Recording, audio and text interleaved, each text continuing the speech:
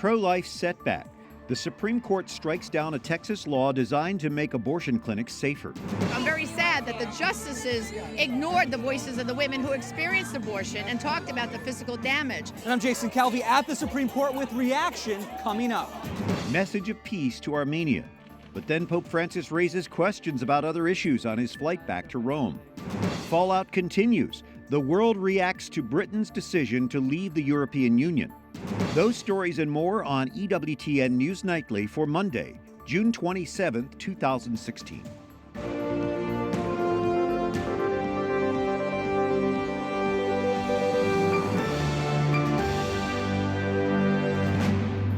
Good evening from Washington. Thanks for joining us tonight. I'm Brian Patrick. The Supreme Court strikes down as unconstitutional a pro-life Texas law regulating abortion clinics. We have reaction in a moment, but first, Wyatt Goolsby details the High Court's biggest abortion case in nearly a quarter century. Wyatt? Brian, the justices voted 5-3, striking down what's called Texas House Bill 2. The Texas Attorney General says the law is designed to protect women and unborn children, but the High Court ruled that the Texas lawmakers went too far by imposing unnecessary regulations. Today, supporters and opponents of the Texas law came out to hear the High Court's ruling, the highest profile abortion case since the death of Justice Antonin Scalia. In his majority opinion, Justice Stephen Breyer says the regulations are medically unnecessary and unconstitutionally limit a woman's right to an abortion. According to the 2013 law, doctors who perform abortions must have admitting privileges at nearby hospitals. Clinics also need to meet hospital-like standards for outpatient surgery. The law forced most of the state's abortion clinics to go out of business. Amy Hagstrom Miller is with Whole Woman's Health, one of the clinics who filed the lawsuit. With this historic ruling, justice has been served and our clinics can stay open. After years of fighting heartless, anti-choice politicians who would seemingly stop at nothing to put abortion out of reach, I want everybody to understand you don't mess with Texas women. Janet Morana, executive director of Priests for Life, says the law protects women against doctors like Kermit Gosnell, a Pennsylvania abortionist convicted of murdering 3 babies born alive. I was in the courtroom during Gosnell. I saw the disgusting equipment that was confiscated and brought into court. It was horrific. No woman should have laid on that gurney or the tables, and it was horrible. So the legislature took the Gosnell case and said, we don't want this happening in Texas. Justice Clarence Thomas, one of 3 dissenting judges, said the decision exemplifies the court's troubling tendency to bend the rules when any effort to limit abortion or even to speak in opposition to abortion is at issue. Texas Governor Greg Abbott says to the Supreme Court's decision, quote, subjects more innocent life to being lost. Advocates on both sides were outside the Supreme Court today. Join us with more on that now is Jason Calvi. Jason. Wyatt, we saw people dancing, cheering, and even some tears out here on the very packed sidewalks outside of the Supreme Court. We also heard responses from both sides of this very controversial issue. We are the Red Generation!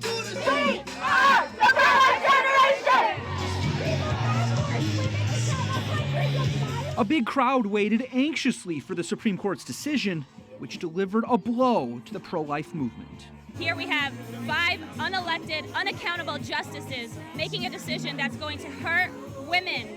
While abortion advocates celebrated.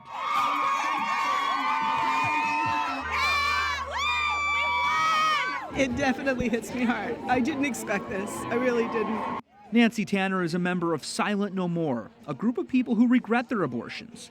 They filed a brief arguing the Texas abortion law is needed. We're constantly finding uncertified, unclean, unsafe clinics where women are injured. The ambulances pull up, it's all hush-hush.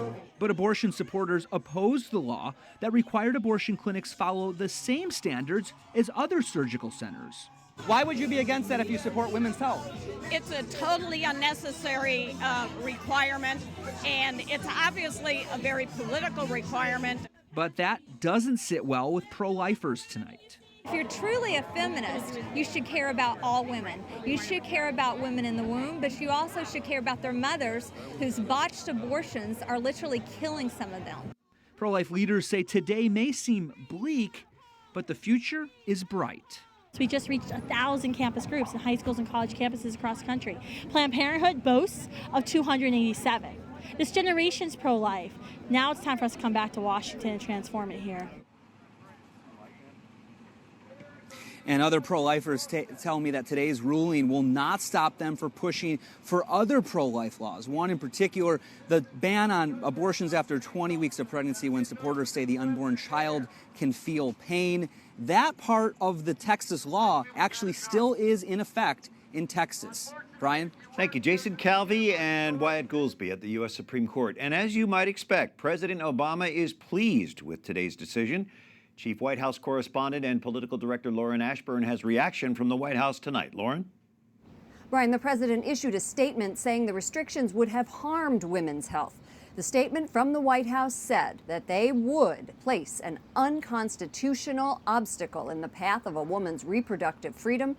We remain strongly committed to the protection of women's health, including protecting a woman's access to safe, affordable health care and her right to determine her own future. When I asked if the Supreme Court's decision could open the door to more Kermit Gosnells, the jailed abortion doctor who was found guilty of murder and involuntary manslaughter, we believe that a woman's right to make decisions about her own reproductive health is sacrosanct. presumptive Democratic nominee Hillary Clinton promises to continue the pro-abortion charge, tweeting, "SCOTUS's decision is a victory for women in Texas and across America. Safe abortion should be a right, not just on paper, but in reality. And this fight isn't over. The next president has to protect women's health. Women won't be punished for exercising their basic rights."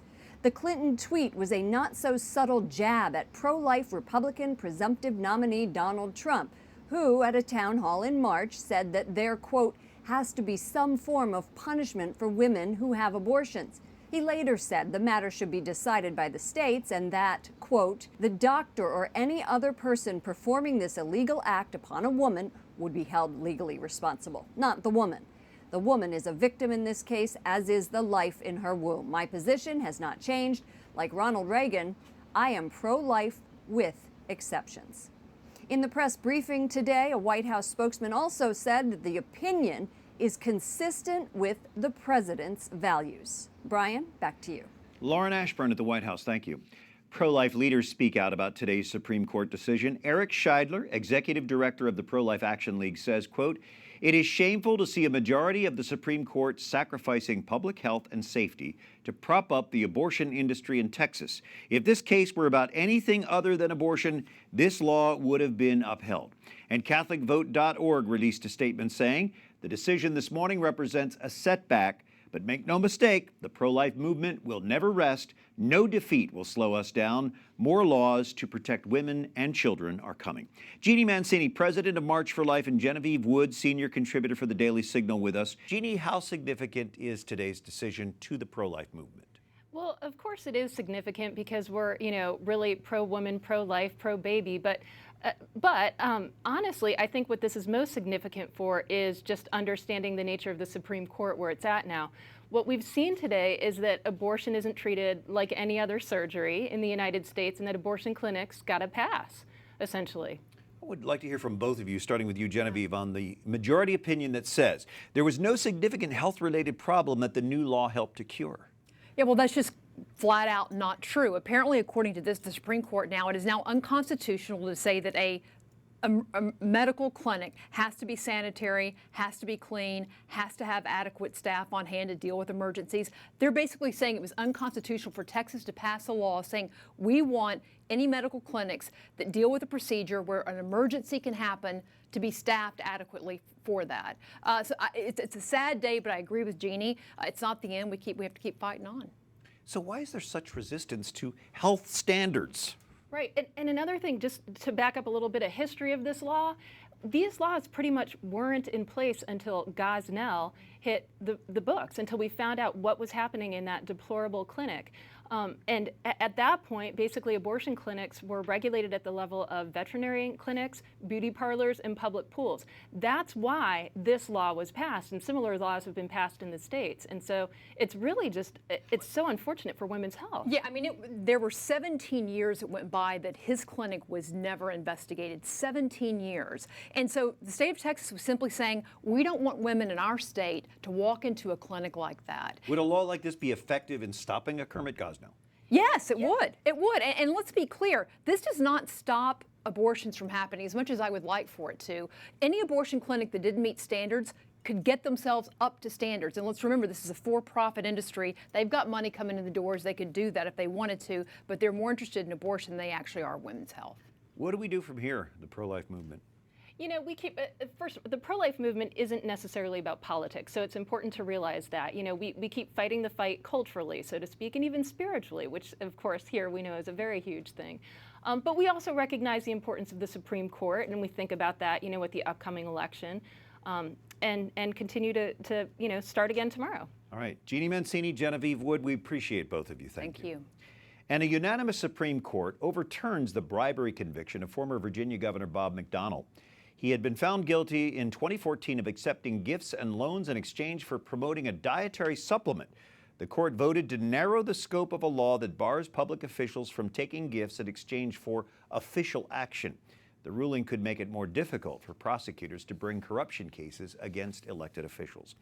The High Court also upholds the broad reach of a federal law barring people convicted of domestic violence from owning guns. The justices reject arguments that the law covers only intentional or knowing acts of abuse, not those committed recklessly. The case drew interest from gun rights groups as well as from advocates for domestic abuse victims.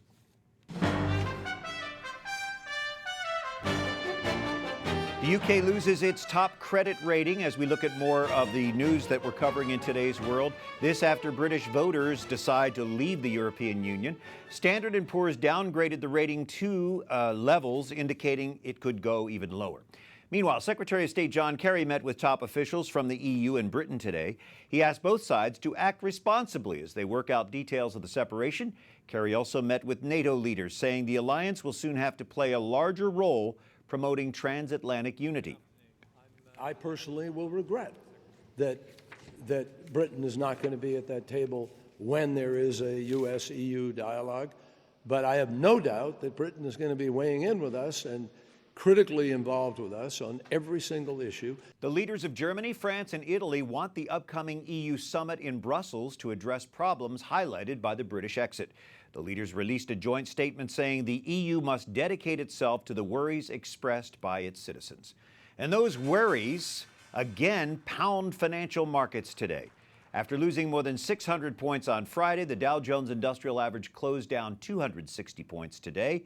The Nasdaq fell 113. The S&P 500 lost nearly 37. Turkey says Pope Francis is referencing genocide of Armenians won't help to establish peace and stability in the Caucasus region. Mary Shovlain reports from Rome on the Holy Father's historic weekend trip to Armenia. Pope Francis wrapped up his trip to Armenia on Sunday by releasing doves toward the border with Turkey and praying for peace. A gesture that has both religious and political impact.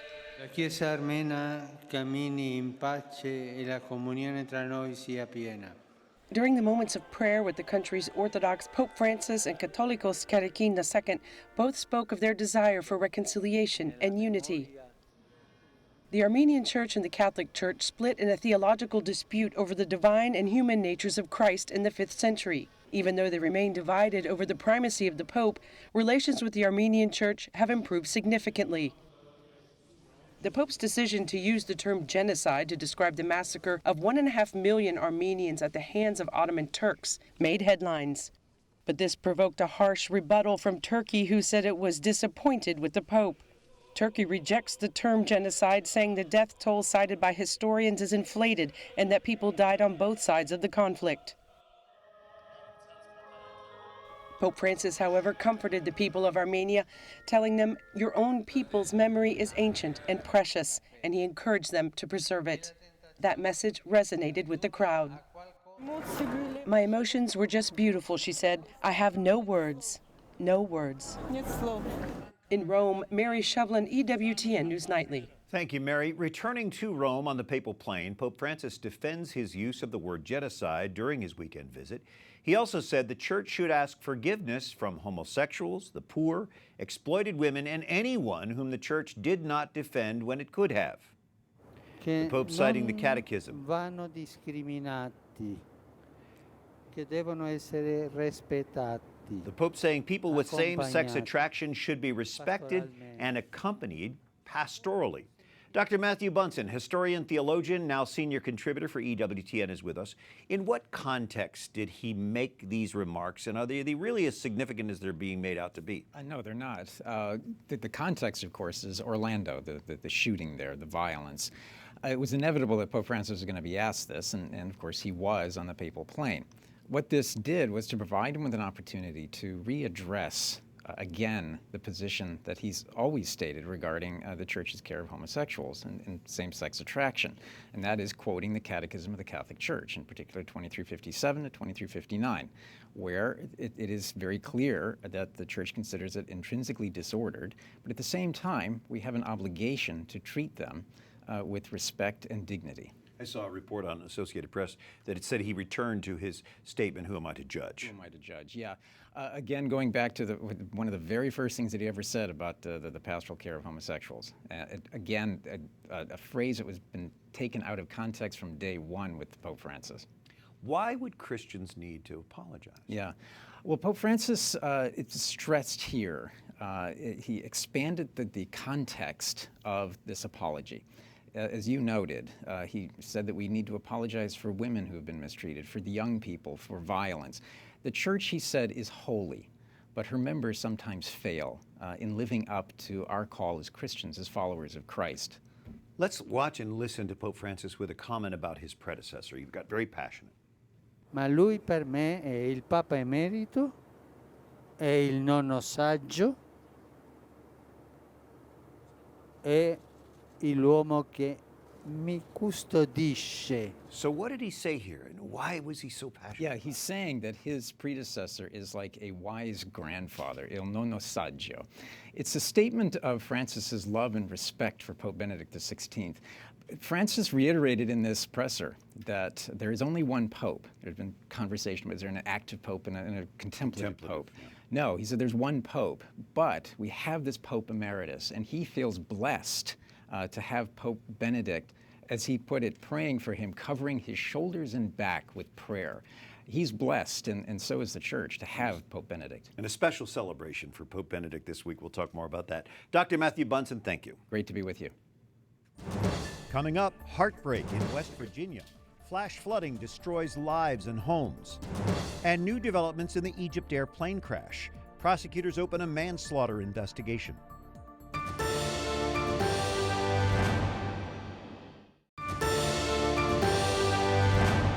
On Monday, June 27th, thank you for joining us. I'm Brian Patrick. West Virginia gets hit with heavy rain again today, following flooding that left more than 20 people dead. Many return home to see the damage for the first time. As much as 10 inches of rain destroyed hundreds of homes and covered everything in a thick layer of mud. For many, like Marisa and Melvin Jones, the nightmare is just beginning. It's been devastating. And I was just heartbroken when I come down yesterday and seen it.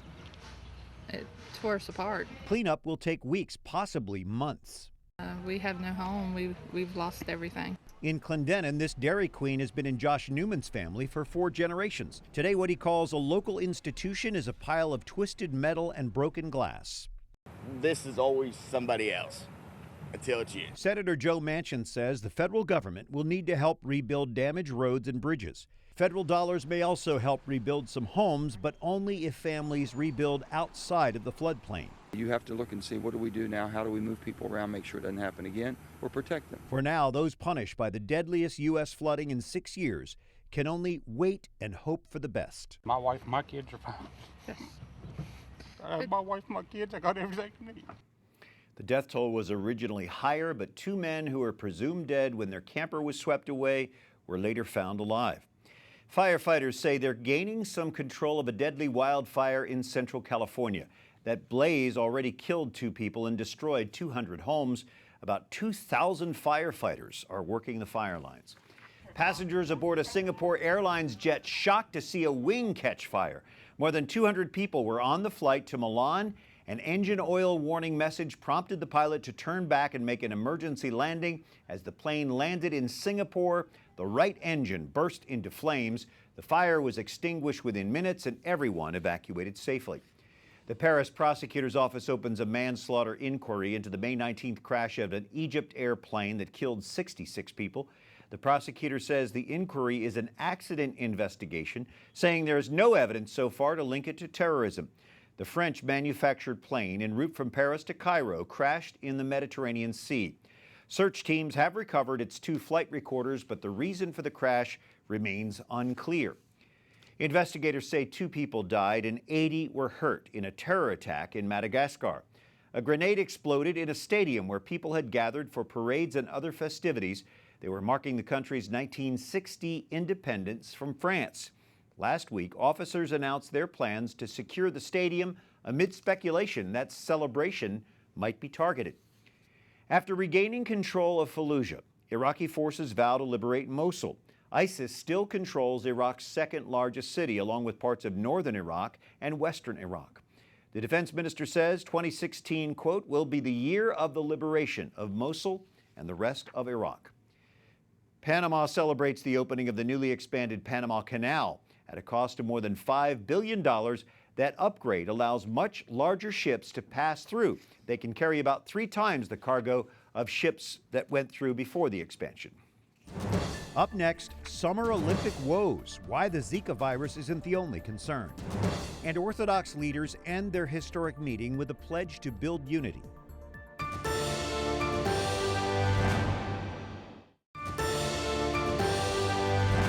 Thanks for being with us tonight. I'm Brian Patrick for EWTN News Nightly, and the president-elect of the Philippines says he will aggressively promote birth control, putting him at odds with the Catholic Church. Rodrigo Duterte wants Filipinos to limit family size to 3 children. He says too many kids drives families into poverty. He's even offered cash rewards in the past to people who undergo sterilization surgery. Duterte has a history of speaking out against Catholic values, even though the Philippines is predominantly Catholic. Spain has trouble forming a government. The leader of Spain's Conservative Popular Party tried to form a grand coalition after his party won election.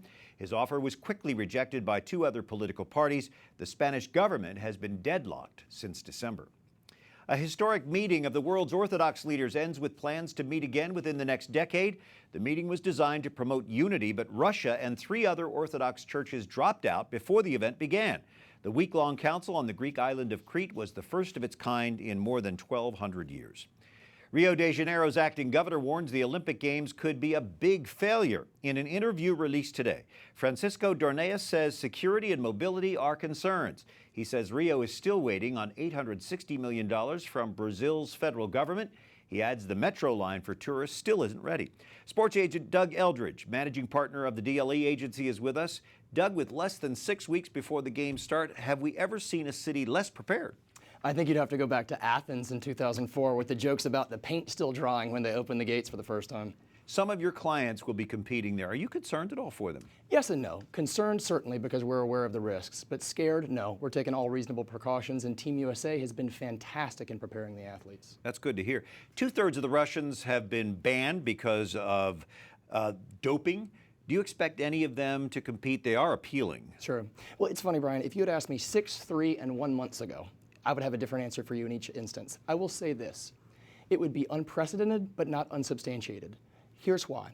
Geopolitically, countries have been banned from the games before, namely Germany and Japan after the war in 1948, but never for purely sporting reasons. But here's why I say it wouldn't be unsubstantiated. When you look at the sheer volume of doping positives in conjunction with alleged government support through the FSB, which is their rebranded KGB, when you add those 2 elements together, this is truly historic in terms of the scope and scale. So in that regard, it would not be unsubstantiated. Very interesting. What do you think Rio needs to do to re-image itself, to change its message here? From a crisis communications standpoint, you seize on a power word, and the power word here is safety. Fear grows in the shadows. So what the Rio organizers need to do is shine a light on those fears, on those concerns, and through the 3 simple points of every crisis communication: simplicity, specificity, and repetition. Identify all of the concerns and identify the specific action items that you're taking to address those concerns in simple terms, with specific steps, and with repetition, because that's how it's going to permeate through the public, and then obviously follow up on your plan. Big television bucks involved with the Olympics. will people still tune in regardless of all these problems? You know, it's almost like a game at Lambeau Field. I can remember in 2008, the NFC Championship game, it was a night game, and by halftime, it was negative 35 degrees with wind chill. Now, I can't speak for you. I wouldn't want to sit in the stands at Lambeau at negative 35. Packers fans would. But I certainly tuned in. And I think by way of analogy, so too is going to be the case with Rio. I think a lot of people are steering clear, whether it's for concern about crime, concern about lacking infrastructure, or Zika, or any one of a laundry list of concerns. They'll but still this is watch. the Olympic Games. Yeah. They're still going to watch. Doug Eldridge, DLE Agency. Thank you, Doug. Thank you for having me. And thank you for watching tonight for the EWTN News Nightly team. I'm Brian Patrick. Good night. God bless you.